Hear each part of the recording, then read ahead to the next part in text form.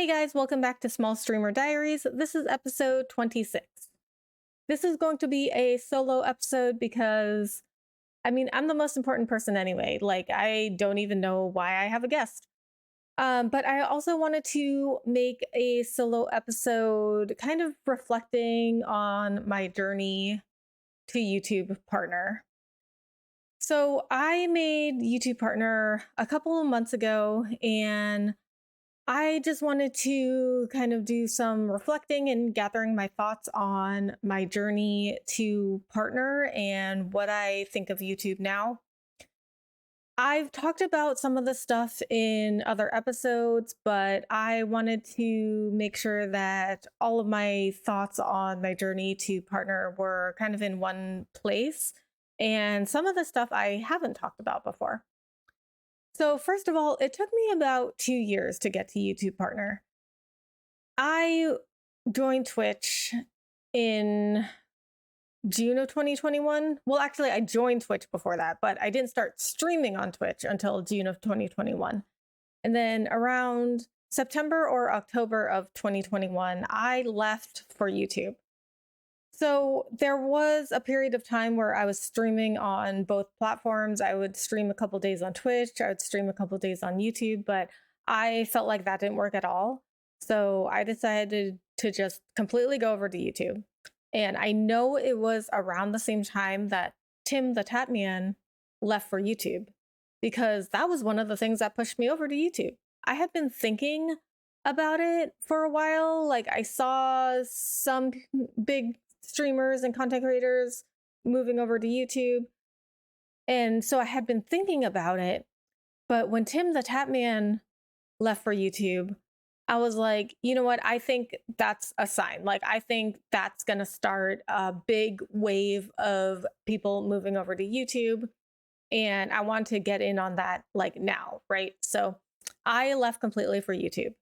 And I want to say I made partner at like the beginning of August of this year. So beginning of August 2023, I made partner. So I guess it was a little bit under 2 years. And do note that I made the lower partner requirement. So if you were not aware, YouTube now has 2 tiers of partner. And they did not introduce that lower tier until this year. I think it was this year. So originally, the requirements to get to YouTube Partner are 1,000 subscribers and 4,000 public watch hours. That is still in place. But they introduced another tier of partner, which is 500 subscribers and 3,000 public watch hours. And with that tier, you get all the fan funding options unlocked. So you get the super chats and the super thanks, the emotes, and the memberships, which is the equivalent to subscribers on Twitch. And that is really good for live streamers. I think that YouTube did that to try and get more live streamers to come over, because that's a really big part of being a live streamer, is getting those fan funding options and getting your viewers more engaged with your channel by doing stuff like that, like super chatting and super thanks, which is like bits and cheers on Twitch, and the emotes on Twitch that was a really, really big thing on Twitch. I mean, it still is. The custom emotes, very big thing on Twitch. So I think YouTube really is starting to target live streamers more and more. So, it's funny because before this was a podcast, this was a video series. I didn't call it a podcast, but it was literally the same thing. But I also didn't have guests on, and it was just me talking to the camera, just like this. But it was just a video. And about a year ago, it was also called Small Streamer Diaries. It just wasn't called Small Streamer Diaries, the podcast. You can still look it up. I mean, it's still on my channel. It's just not on my featured playlist, but it's still there if you ever want to look at it. It's also called Small Streamer Diaries.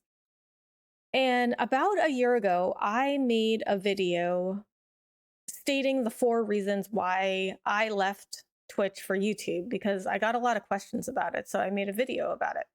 And one of those reasons was that I wanted more time back. like, I don't do this full time. I have a full-time job. I have a dog. I model on the side. Like, I have so much stuff going on, and I felt like Twitch took up so much of my time. Like, it's so hard for me to just try and go live for hours upon hours upon hours.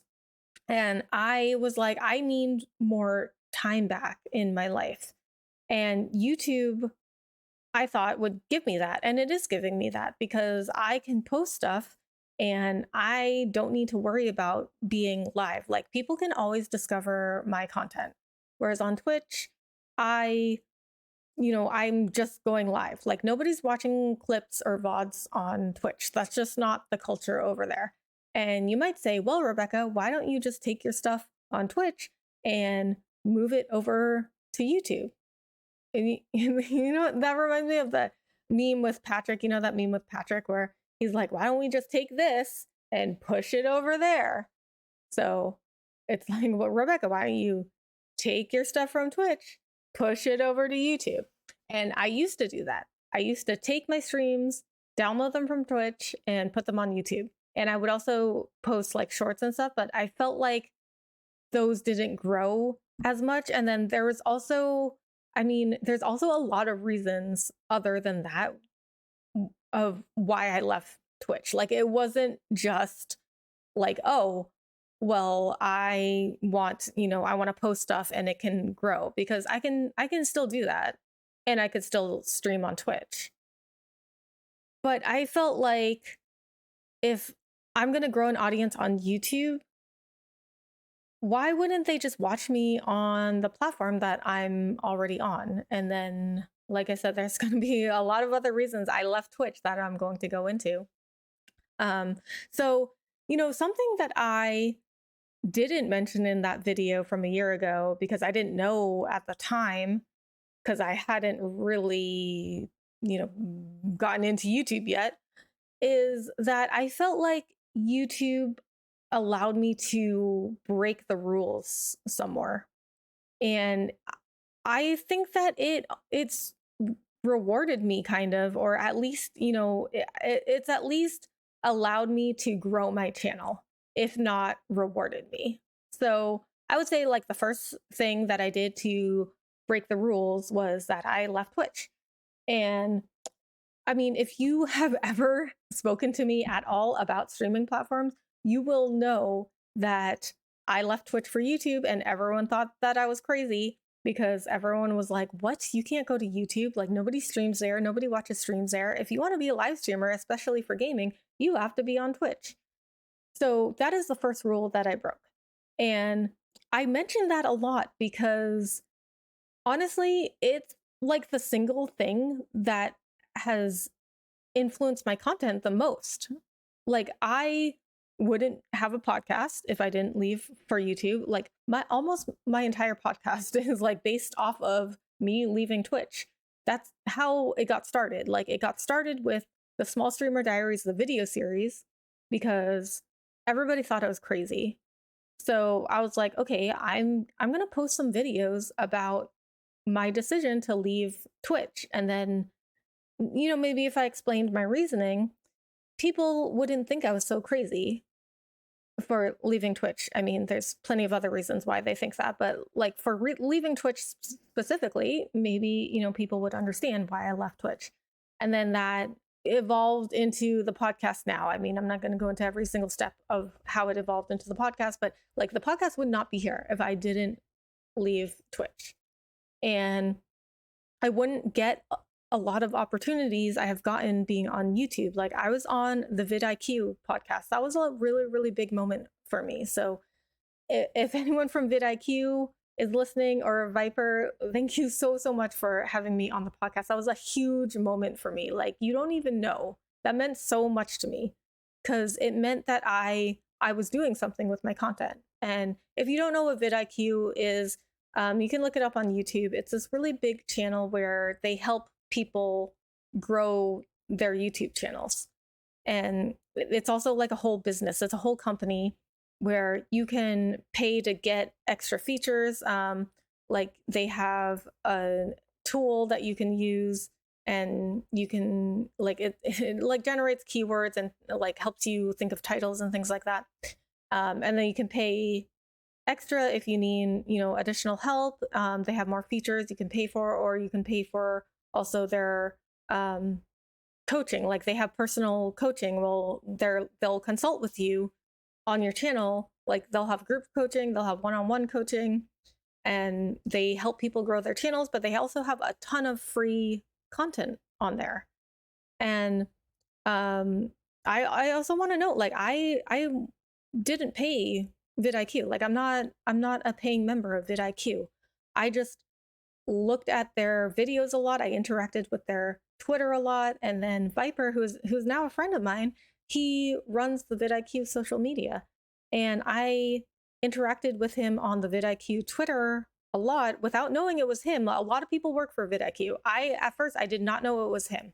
And I really enjoyed interacting with that vidIQ account. Like they always answered me. They always answered my questions. They always, if I didn't have a question, I didn't always have a question. If I didn't have a question, I still got a reply or at least a like. And I was like, okay, like, vidIQ is really cool. Like they're paying attention to everyone, even me. Like I had like 200 subscribers at the time.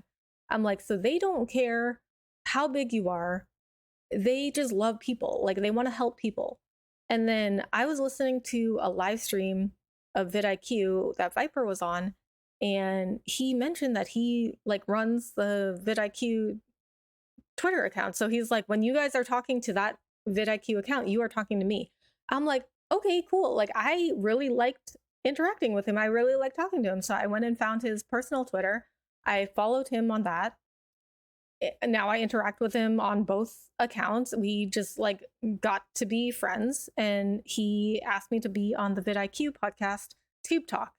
And if you want to listen to that episode, you can look it up. I think it's called She Switched from Twitch to YouTube. And he talked to me about my decision about leaving Twitch. And at that time, like I said, I had like 200 subscribers. I was such a tiny creator. I mean, I still am, but even tinier than I am now. So I am absolutely sure that like some people saw that and were like, how did she get on the vidIQ podcast? But it doesn't matter how big you are. Like if your content is valuable, if people see potential in you, it doesn't matter how big you are. Another opportunity I wouldn't have gotten is that I am now going to Vid Summit. So if you don't know what Vid Summit is, it's like a conference for content creators, mostly YouTubers. It's more like a business conference. It's not like a TwitchCon where people just go to socialize and hang out. Vid Summit is like you're gonna learn some stuff. Like they have all these speakers there that are giving presentations on stuff on YouTube mostly. Like strategies, analytics, how they grew their own channels, like everything, like AI, security, like security around your YouTube channel, storytelling, editing, like so much stuff. Like Mr. Beast is going to be there. I originally was not going to go because the ticket is just like very expensive. And this year it's going to be in the Dallas area, which is very close to me. I live in the Dallas area. But the ticket was still really expensive. So I was like, okay, I don't know if I can go. But then, like I was posting about this on Twitter that I wanted to go to Vid Summit. And then I found out from my friend Viper that somebody actually got me a ticket to Vid Summit. And so now I'm going to be able to go to Vid Summit. And it was because somebody saw my content or saw my potential and they believed in me. And so I just feel like I'm getting like so many opportunities that I wouldn't have gotten otherwise going to YouTube. Okay, so back to breaking the rules. So another rule that I broke was that I play a variety of games on my channel. I play all different kinds of games. Like mostly I play RPGs and action adventure games. So things like Final Fantasy, God of War, Uncharted, Last of Us, things like that.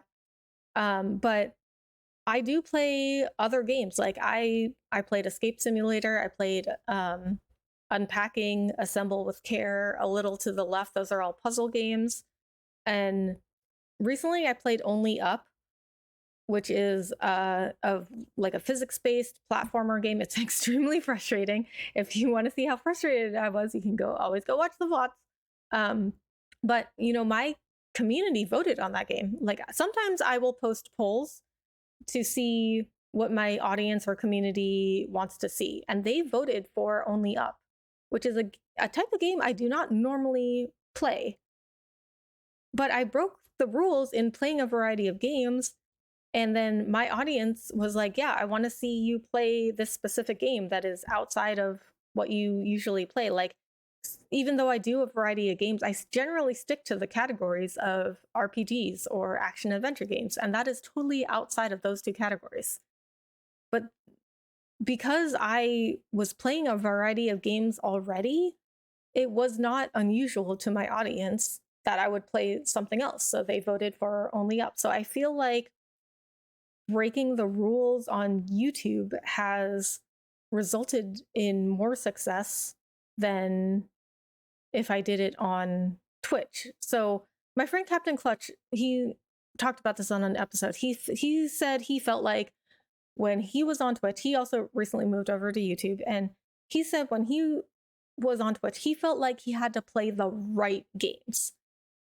But being on YouTube, he feels like he can play anything he wants and it will reach the audience that wants to see this game. But he felt like on Twitch, he had to play the right games or else he was punished for it. So I also feel that way. I feel like even though I'm going against normal, YouTube advice, I feel like it's like it's not always going to work out. Like I didn't know it was going to work out. I'm just trying stuff.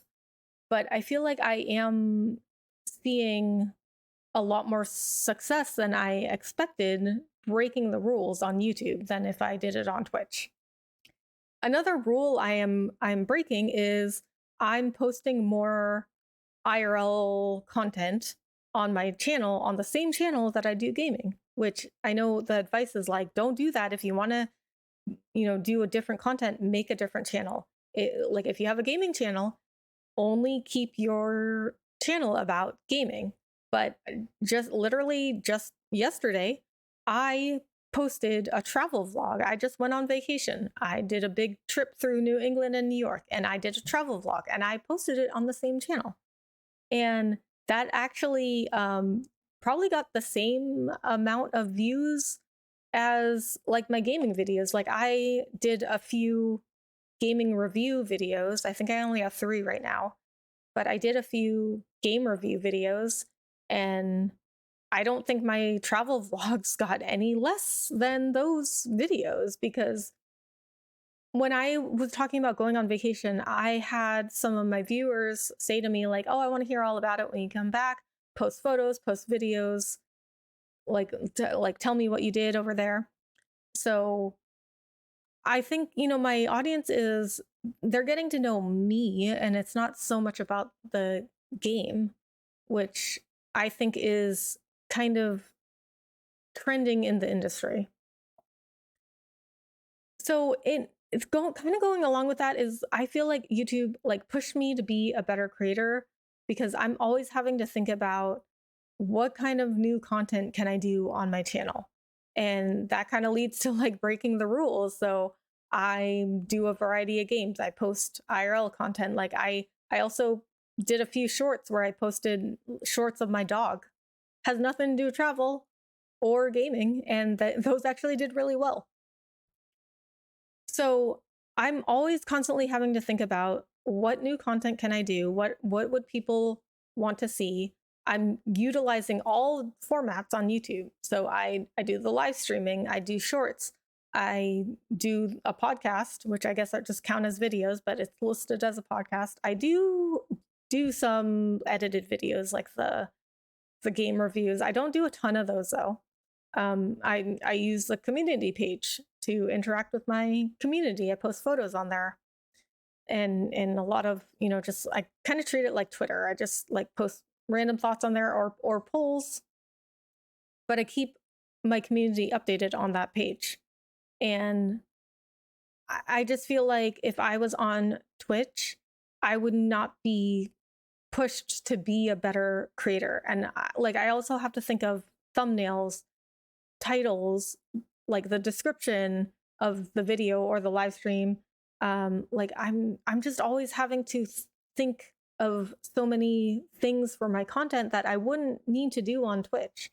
So I think that YouTube is really forcing me into becoming a better creator. Like when I'm on Twitch, I don't even need to make a thumbnail. And then honestly, like the title, I feel like doesn't really matter. Like I couldn't tell you the title of the last Twitch stream that I watched. And I still do go on Twitch a few times like a day because I still have friends on Twitch. But I don't really pay attention to the titles of streams. I don't think people really do. I mean, you can let me know if you do, but I think I'm just an average person, right? So I am taking my thoughts and applying it to like the average person because that's what I am. So I think if I am not paying attention to stream titles on Twitch, I don't think anyone else is really either. I think people are just looking at the game being played, and if the streamer like looks interesting, and then they're going in from that. So on Twitch, like I don't have to think of thumbnails, don't really need to think about a title. They don't like, do they even have a description? I don't even know anymore. I don't even know if Twitch live streams have a description. So pretty much when I go on Twitch, like when I was streaming on Twitch, it's just hit go live, play for a few hours, stream for a few hours, go off. Like that's it. I'm done. But on YouTube, like sometimes I'm not done even when I end a live stream. Sometimes like I will make a thumbnail based on what I think I'm going to do in that stream, but sometimes it goes in a different direction. So sometimes I'll have to change the thumbnail. So there's just like so much more to think about when I'm on YouTube. All right, so something that I think is surprising is that I think that it's easier to make partner on YouTube than it is to make partner on Twitch.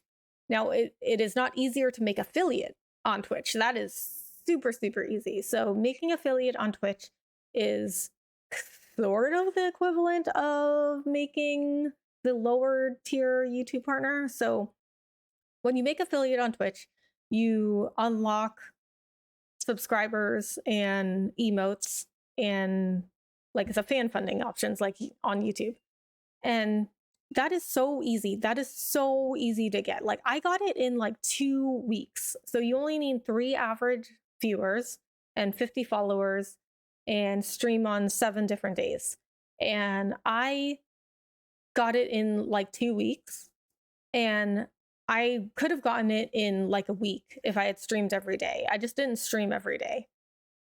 But basically, I got it in like the minimum amount of time. But you know, getting affiliate in like 2 weeks, like the people that come to your streams, come to your channel, like they're not very invested in that over 2 weeks.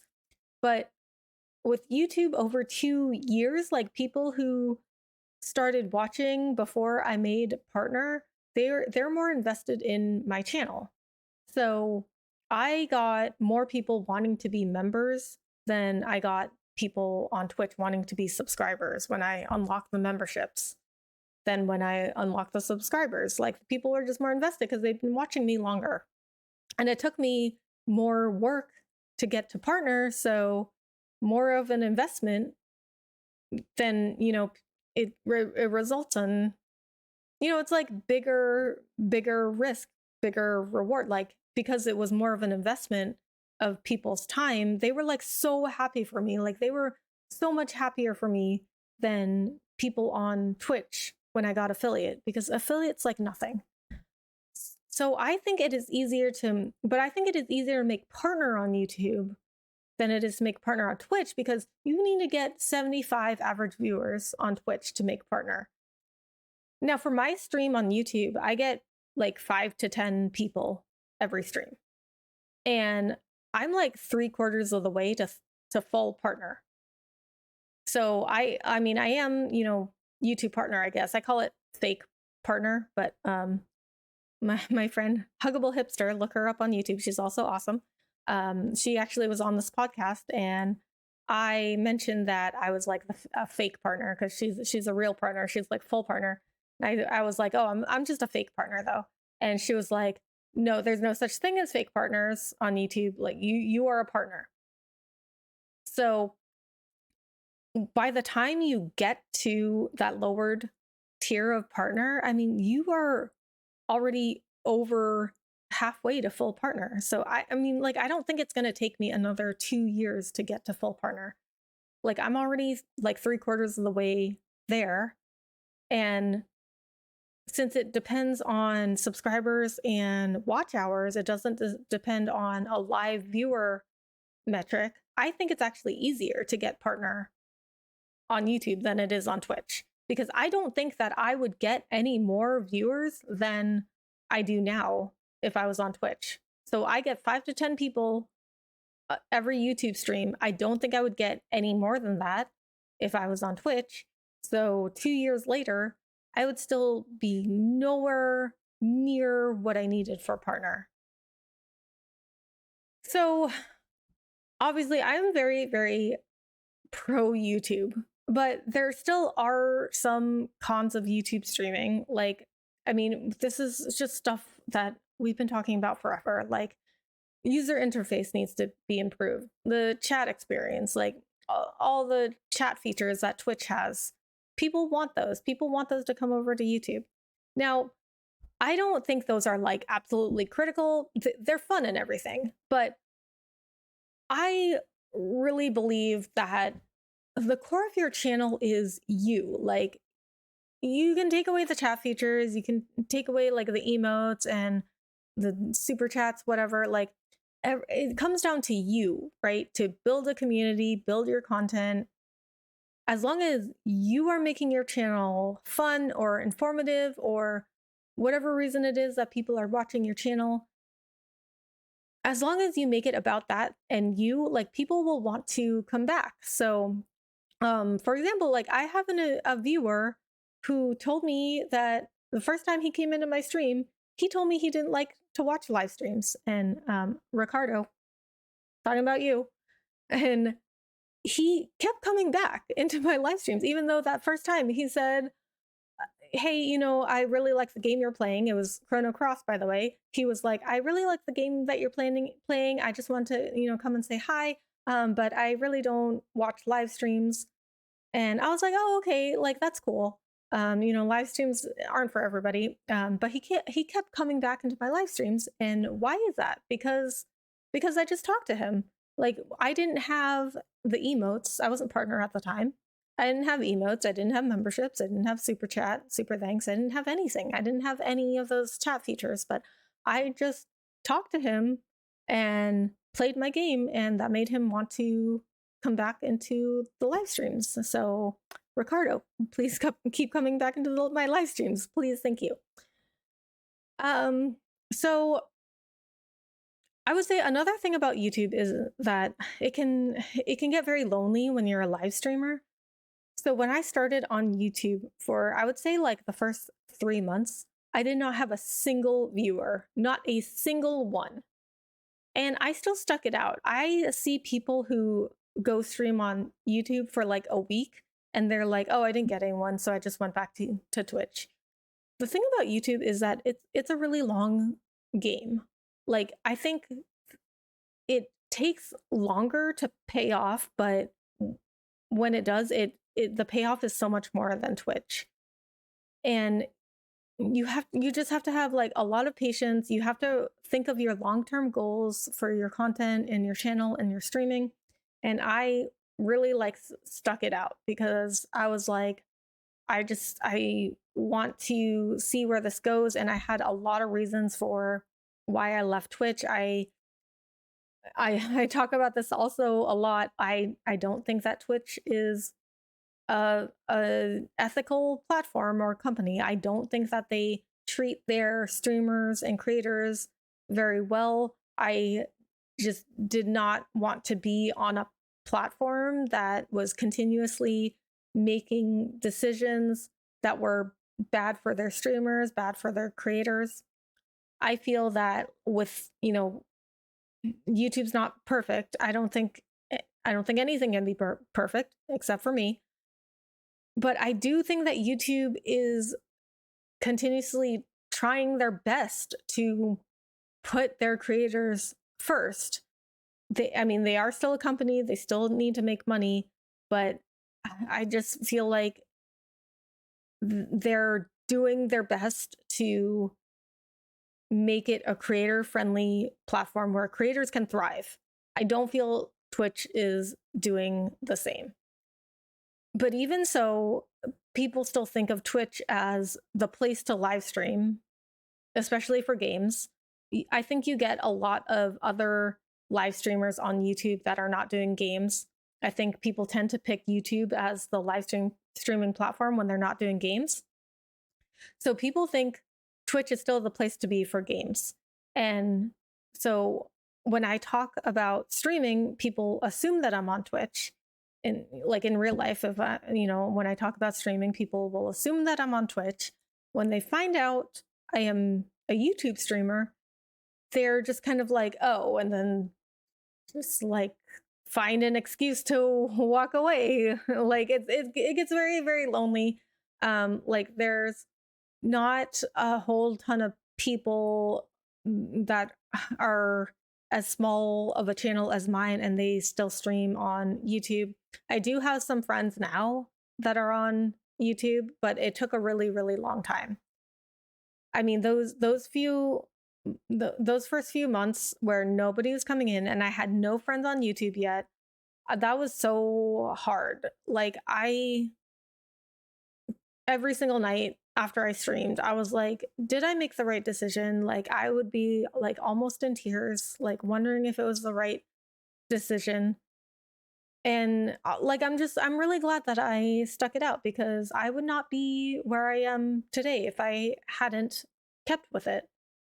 And so I really believe like taking those risks, breaking those rules really, really grew my channel and myself as a creator. I don't know if I want to go as far as saying it rewarded me. I mean, it kind of did, but like I'm still a very small channel. Like I know a lot of other channels have gained way more subscribers and views in much less time than I have, but we all have our own journey and our own paths, and this is mine. So so another thing that I hear about improvements to YouTube is that people want it to look like Twitch. People want it to have like this big directory where you can click on like all games being live streamed right now. They have sort of a directory, but it's like a half directory. Like you can click on games that are live now, but it doesn't show you everything. And it also doesn't show you like every single stream that's live, because if I go to YouTube right now and I click on live and then I go to gaming, it'll only show me like 6 channels. And I'm like, okay, I know there's more people that are live right now, but that's just not the way that it works. I don't think that it should look like Twitch, because YouTube doesn't work like Twitch. Like YouTube will bring the stream to you based on what you're watching. Like you don't need to have a directory. You don't need to go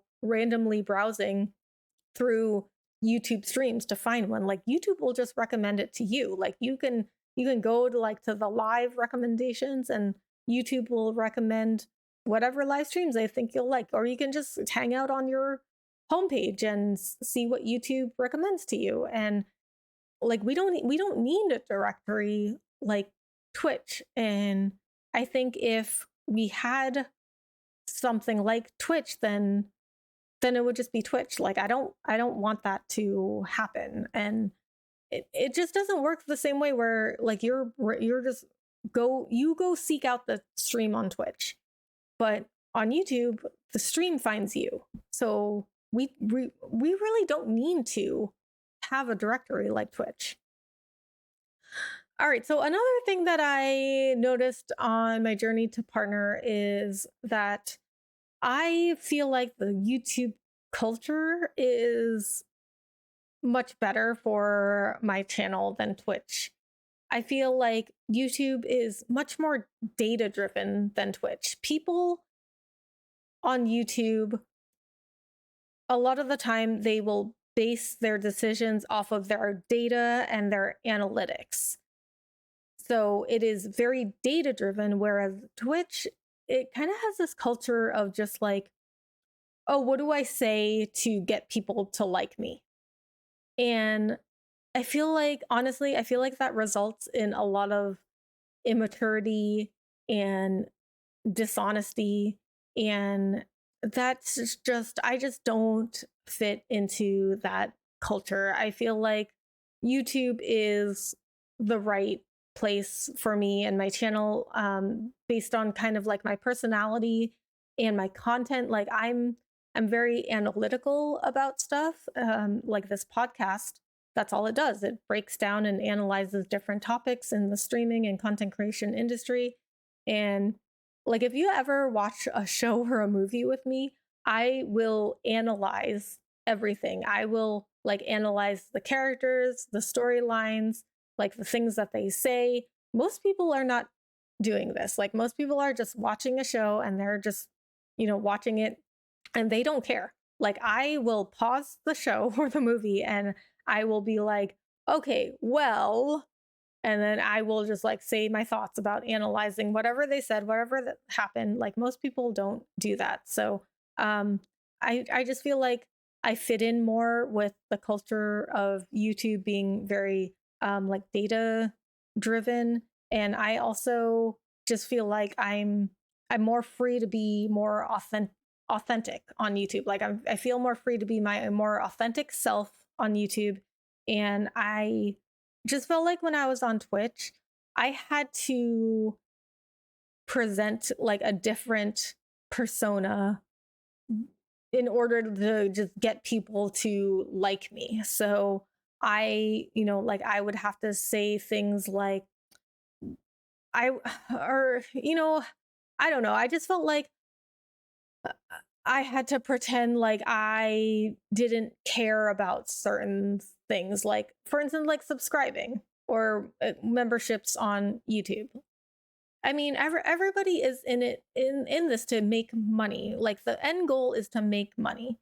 And I mean, nobody has to subscribe to me on Twitch, or nobody has to join as a member on YouTube. Like, I have a full-time job. Like, I don't need people to pay me on my YouTube channel. But so it's not about like it's not about like me saying like, oh, you need to become a member or you need to subscribe. I just feel like the culture on Twitch was more like we pretended like we didn't care about making money or making it like a full-time thing. Like, the culture there is very like, oh, I'm just having fun. I just want to make friends. I don't care if I make money. I don't care if I go full time. And that just doesn't add up to me, because what I find is that most people, they do want to make money off of their streams and their content. That would be the end goal. And then another end goal would be to go full time, and they want to grow their channel. So it just doesn't really make sense to me that people are saying like, oh, I don't care how many viewers I get, I don't care if I make money, I don't care if I do this full time, but yet we want to grow all of our channels. So that just doesn't make sense to me. Like, if we didn't care about making money, or we didn't care about going full time, then why do we care about growing our channels? And why is the end goal to become a full-time content creator? Whereas on YouTube, I feel like there are a lot of people that talk about this. They talk about like the end goal of becoming a full-time creator. They talk about like, this is how you can make money from your channel. This is how you can make your own business and use your YouTube channel to grow your business. This is how you can make a product, an email list, a newsletter, and make money off of it. So I feel like YouTube is much more authentic about making money off of your channel. That's just normalized. I mean, That just seems like it's the end goal for most people. So I'm just not really sure why we say like we don't care about growing our channels when we do. And so I feel like YouTube allows me the freedom to say like I'm trying to grow my channel. I am trying to make money off of this. I am trying to be a full-time creator. So that's just one of the things that I discovered along the way to partner that I didn't really expect that. Like I mean, it just wasn't something that I had thought of, I guess, when I started on YouTube. Like when I went to YouTube, my reasons pretty much were I do not think Twitch was an ethical company, and I wanted to be at the forefront of YouTube streaming because a lot of people are not on YouTube doing streaming. And I mean, when, you know, the biggest streamers on Twitch right now, they didn't start when Twitch was big. They started when Twitch wasn't popular yet. And that's how they got to how they, how big they are now. I mean, you don't do anything great by doing the same things that everybody else does.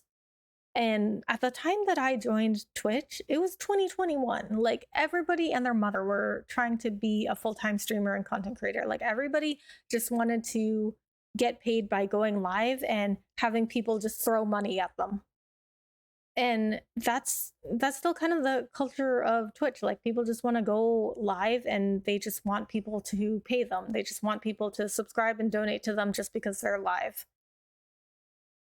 But the biggest streamers on Twitch right now, like when they started, like they didn't have any of the stuff Twitch had right now either.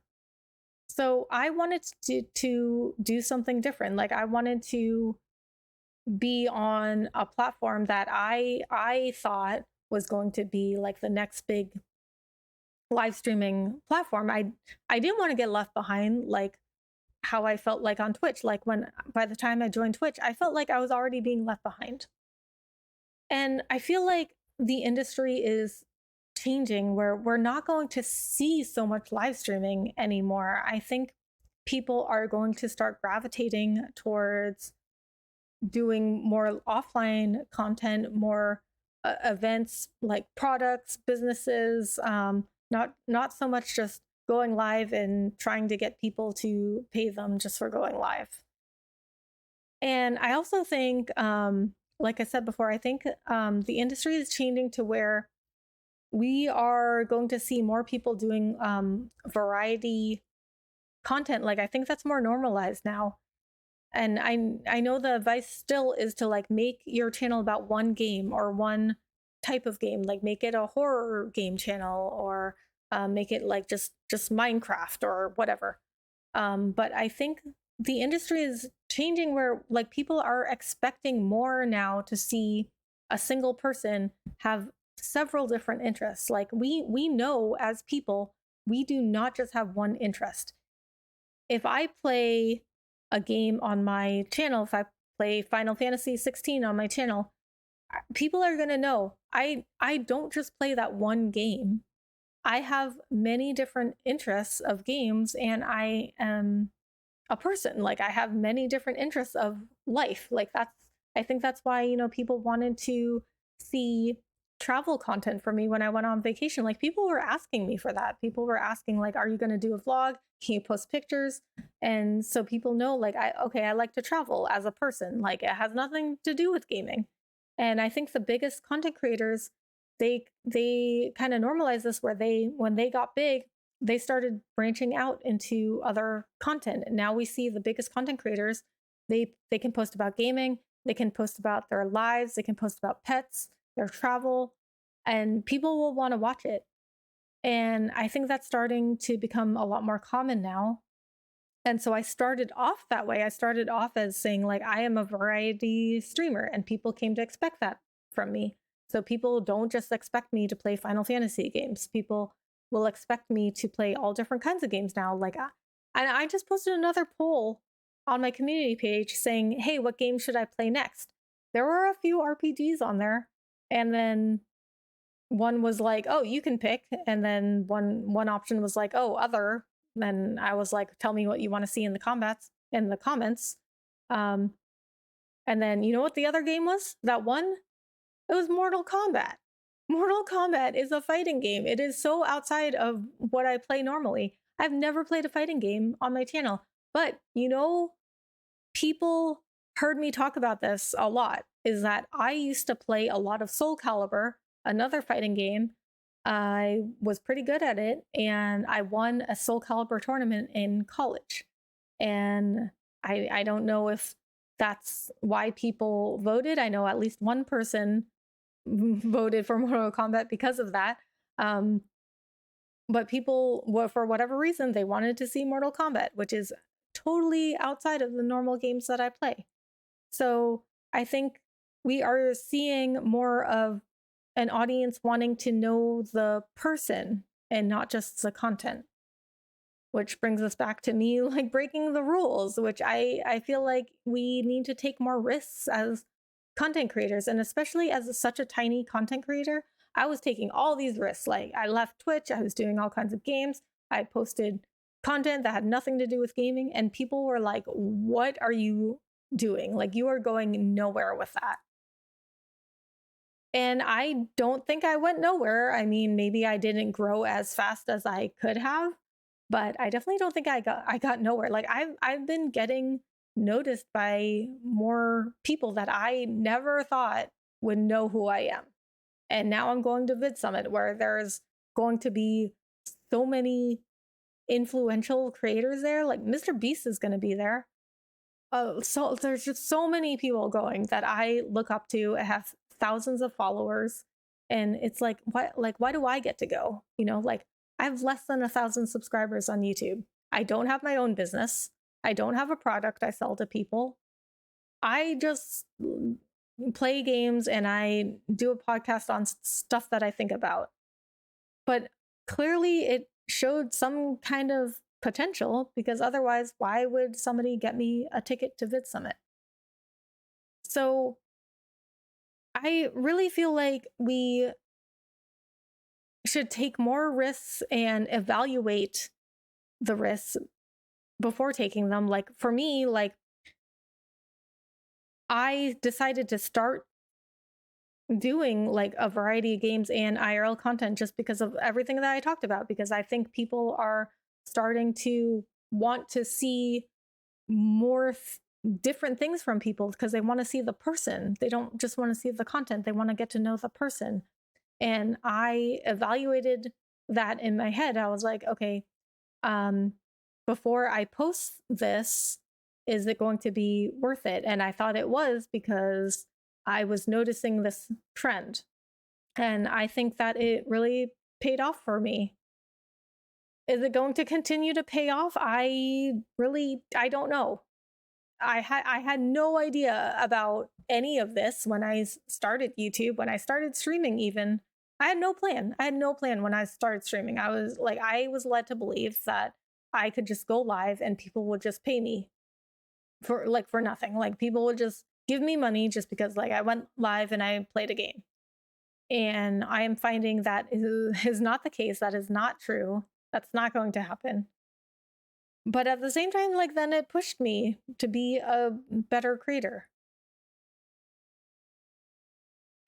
Okay, so what did we learn in this episode? So as per usual, usually what we learn in most of my podcast episodes is YouTube good, Twitch bad. Thanks for coming to my TED Talk. All right, so I mean, I like to bash on Twitch a lot, but there are some good things about Twitch. I don't think that there are enough that I think people should stay on there, but I'm not going to hate you if you decide to stay on Twitch. I am not going to hate you.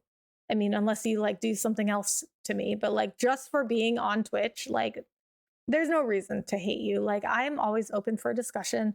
Like I have an entire episode of my podcast where I had 2 friends on that are on Twitch, and it was an entire episode called so what's good about Twitch anyway? And we talked about the things that are good about Twitch. And I mean, even then it still ended in kind of like YouTube good, Twitch bad. So I mean, I don't know, like you make your own decisions about what platform you want to be on, but I honestly think like I'm nobody. I'm literally nobody. I'm literally nobody special. I'm not smart. I am not entertaining. I'm just trying to say the things that I think, and it resulted in at least some success. So like if I can do this, you can do it too. Like anybody can do this if they are putting the work in, because I really put the work in. You can see on my channel, I really put the work in.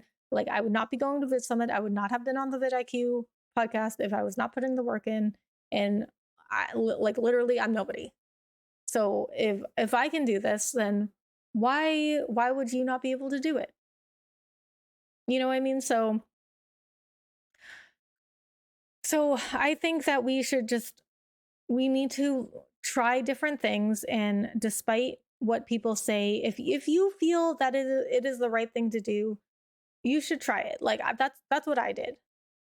And I'm not going to say it was easy, because it wasn't at all. Like I almost cried every night that I didn't have anybody in my YouTube streams, because that was so hard. Like, and that was at a time where even less people were on YouTube than they are now. But if you really feel that it was right, it's right, then you should go for it. Like that's, I felt like my instincts told me, I had very strong instincts telling me YouTube is the right thing to do. That's the right move to go to YouTube streaming for your channel. And it resulted in all these things that I just talked about that I never thought would happen. Okay, so I think I am all talked out. I'm almost at an hour now, just by myself. I did not expect that. I thought I would have like half the time my normal episodes are, which are about an hour when I have a guest on. They're usually about an hour. I thought this would be like 20 to 30 minutes, but I always have a lot to say. So that's what makes me a good streamer, right? Like I'm always talking. And I really don't have anybody in real life that wants to listen to me talk this much, so I'll just talk to the internet. All right, so please leave me a comment with what you thought about anything that I talked about, or any questions that you have. I love talking about this stuff. That's why I created a podcast for it. So please leave me a comment, leave me any questions. And if you want to like and subscribe, but only if you want to. Like they always say to, there's another thing that I broke the rules on. Like I didn't do the whole like, please remember to like and subscribe, because I think that if you wanted to like and subscribe, you would. I think you would do that even if I did not remind you. If you liked my content, I think you would do it anyway. So, I mean, but if you want to, if you really wanted to, you can like and subscribe, but you don't have to. If you think my content is not worth it, then why would you? Okay, that's going to do it for this episode. Thank you so much for watching and or listening. Please leave me a comment. Like it doesn't even matter if you like or subscribe, just leave me a comment, a question, because I love talking about this stuff. It does matter if you like and subscribe. That would help me out a lot. But if you don't want to, you don't have to. So, all right, guys, that's going to do it for this episode. Once again, thank you so much for watching and or listening, and I will see you in the next one. Please come see my streams or my videos, or I'm not sure when the next Small Streamer Diaries episode will be out, but check up on my channel for the next one. I will be at Vid Summit this week. So Vid Summit is October 3rd to the 5th. I'm going to do a vlog. It's probably not going to be a super long vlog because it's only 2 days. Well, it starts on the 3rd, but that's just registration and the kickoff party.